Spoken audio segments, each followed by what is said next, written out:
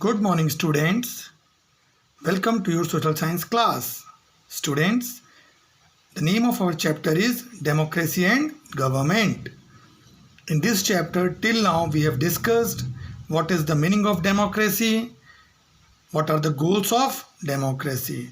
So, students, today we will see what is the meaning of representative democracy. So, in a vast country like India, students, all of you know that India is a big country. As per geographical point of view, India is a very big country. It is difficult to devise a method for the direct participation of the people in the governance of the country. So students, in our last class, in our previous classes, I have told you that democratic form of government means that the whole power lies in the hand of people. So people have the power to elect their leaders. So but since India is a vast country, India is a very big country, so in that case it is quite difficult to find a method to develop a way for direct participation of the people in the governance of the country. It means how we can find out a method so that the Indian people can take a direct participation, Indian people can get a chance for the direct participation in making rules and regulations of our country. Therefore, representative democracy has been adopted in India. So that's why, students, we have adopted in our country representative democracy. Under this system, so let us understand the meaning of representative democracy. Under this system, people elect their representatives who govern on their behalf. So this is the meaning of representative democracy. So students, in representative democracy, the common people got a chance that they are going to cast their vote and they will elect their representatives, means their leaders, and who are responsible to make rules and regulation for their welfare, for the welfare of nation. This means India is indirectly governed by the people. So students, that's why it has been said that India is indirectly governed by the people, because what the people are doing, Indian people are electing their representative.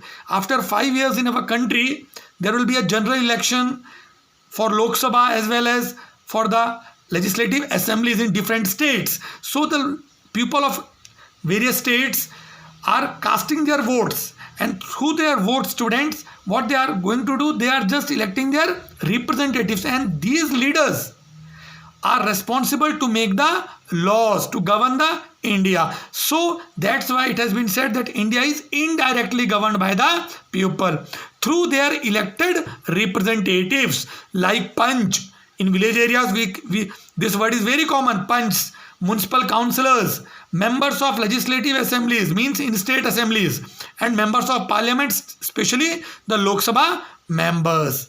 So generally Indian people are electing these members of Lok Sabha, members of legislative assemblies, and these people are responsible to make rules and regulations, to execute the rules and regulations for the betterment of the Indian society.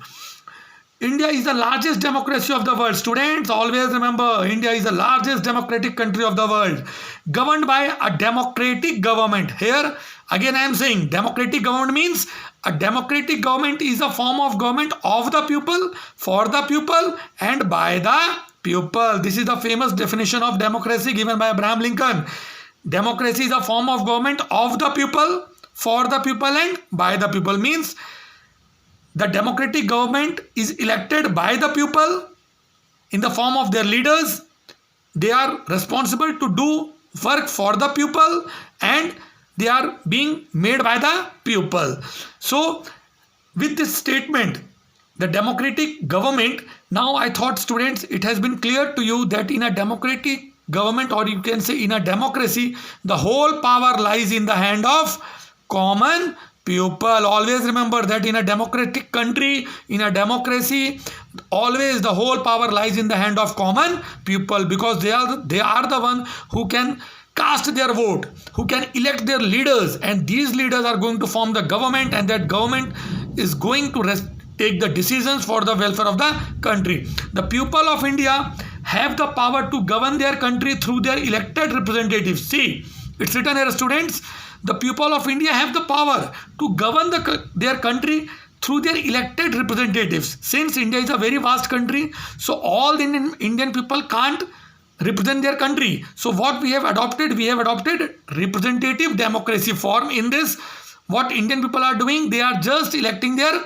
representatives, leaders, who take decisions on behalf of the people, make laws in the interest of the people, and work for their welfare. So we are living in a representative democracy where Indian people are electing their leaders, and these leaders on the behalf of the people of India are responsible to make laws and work for the welfare of the society, for the betterment of the society. Students, let us see, do you know?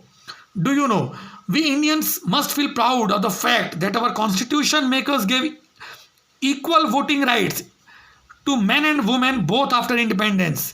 So students always will feel proud that as we got independence in India, both men and women got equal voting rights. It means that there is no discrimination on the basis of gender regarding casting their votes.